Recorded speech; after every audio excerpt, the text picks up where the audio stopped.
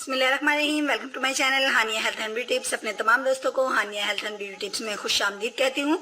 दोस्तों, आज आप लोगों के साथ एक बहुत ही यूनिक सी रेमेडी, एक मैजिकल रेमेडी शेयर करूंगी। इसमें मैं आपको बताऊंगी कि आप किस तरीके से अपने बालों को लंबा, घना और खूबसूरत बना सकते हैं। दोस्तों, लंबे, घने और खूबसूरत बाल औरत की शख्सियत को चार चांद लगा देते हैं, इसकी खूबसूरती को और भी बढ़ा देते हैं।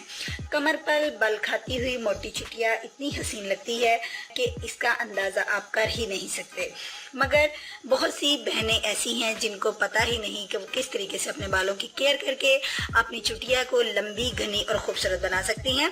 तो दोस्तों, आज मैं आप लोगों के लिए एक ज़बरदस्त किस्म की रेमेडी बालों के हवाले से लेकर आई हूँ। आप किस तरीके से अपने बालों को खूबसूरत, लंबा, घना बना सकती हैं। और ये सो सिंपल मगर बहुत ज़्यादा मोस्ट इफ़ेक्टिव रेमेडी है। इसको ट्राई कीजिएगा, लाजमी कीजिएगा और देखिएगा कि कितना मैजिकल रिजल्ट आपको मिलता है। तो आइए आगाज़ करते हैं अपनी रेमेडी का। लेकिन इससे पहले हमेशा की तरह अपने दोस्तों से रिक्वेस्ट करूंगी कि जिन मेरे दोस्तों ने अभी तक हानिया हेल्थ एंड ब्यूटी चैनल को सब्सक्राइब नहीं किया, वो जल्दी से इसको सब्सक्राइब कर लें और साथ ही बेल बटन को भी दबा दें। तो आइए अब आगाज़ कर लेते हैं अपनी इस रेमेडी का। फर्स्ट ऑफ ऑल दोस्तों, आपने क्या चीज़ यूज़ करनी है। मेरे पास दो इंग्रेडिएंट हैं जो मैं आपको शो करवाऊंगी। ये मेरे पास इमली है और इमली के साथ एक मीडियम साइज़ का अनियन है।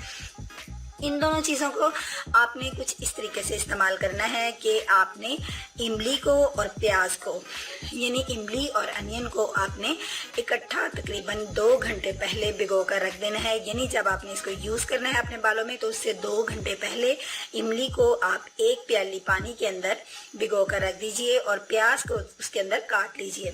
मैंने काट के रखा हुआ है, मैं आपको दिखा देती हूँ। ये देखिए, मैंने प्याज को काट लिया है, इस तरीके से काट के रखा हुआ है और साथ ही इमली को भी मैंने इसके अंदर तकरीबन 1.5 घंटा पहले मैंने इसको भिगो लिया था। आप इसको 2 घंटे का टाइम ज़रूर दीजिए और जब ये अच्छे से यानी मिक्स हो जाए, मेल्ट हो जाए, तो फिर आपने क्या करना है कि आपने इमली के ये सीड्स अंदर से निकाल देने हैं और इसको हाथों की मदद से अच्छी तरह से बल दे लेना है।